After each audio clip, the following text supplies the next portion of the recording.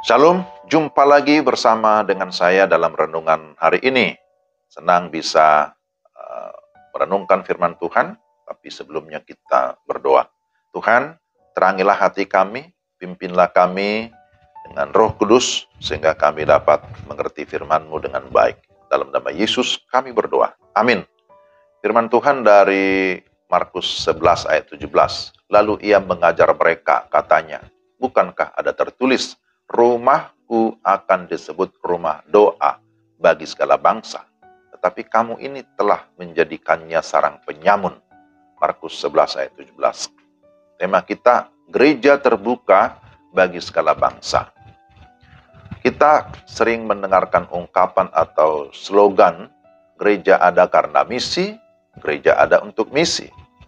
Saudara, gereja boleh eksklusif terhadap doktrin kepastian keselamatan, tetapi harus inklusif atau terbuka terhadap keselamatan suku-suku bangsa yang belum mengenal Kristus. Yesus bukan hanya menegur orang Farisi, tetapi juga mengajar murid-muridnya agar memahami alasan kedatangan Kristus ke dunia, yaitu karena mengasihi seisi dunia ini. Maka harusnya murid-murid atau orang percaya juga menangkap amanat agung Tuhan Yesus sebagai pesan misi bagi segala bangsa. Memang yang harus dikerjakan atau yang harus dikejar oleh gereja. Gereja harus terbuka bagi keselamatan orang lain. Yesus menegur orang-orang Yahudi di sekitar Bait Allah dan menunggang balikan semua meja-meja penukar uang mereka. Mengapa Yesus marah? Apakah karena berjualan di sekitar Bait Allah? Yesus marah ya karena mereka menutup akses bagi orang-orang luar Yahudi untuk datang berdoa di Bait Allah. Itulah alasan utamanya. Sebab tempat itu sudah dikhususkan bagi orang-orang non-Yahudi, yaitu pelataran bangsa-bangsa. Tetapi itu pun mereka kuasai.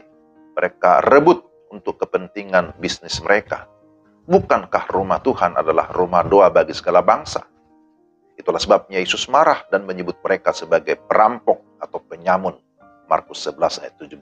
Karena mereka merampok hak orang lain untuk datang beribadah ke Bait Allah. Bagaimana dengan gereja masa kini? Apakah punya hati untuk menjangkau suku-suku lain yang belum terjangkau Injil?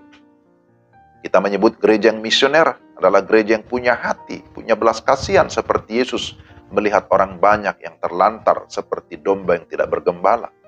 Bukankah kita juga mendengar laporan, masih banyak suku bangsa, 7.000 lebih suku bangsa di dunia ini yang belum mendengar Injil Yesus. Di Indonesia masih ada ratusan suku-suku terabaikan. Apakah kita terbuka untuk menjangkau mereka dengan doa kita, atau dengan dana, atau dengan daya? Saudara-saudara, ingatlah bahwa gereja adalah milik Kristus, gereja adalah tubuh Kristus yang dihadirkan di dunia untuk menjadi utusan menjalankan amanatnya.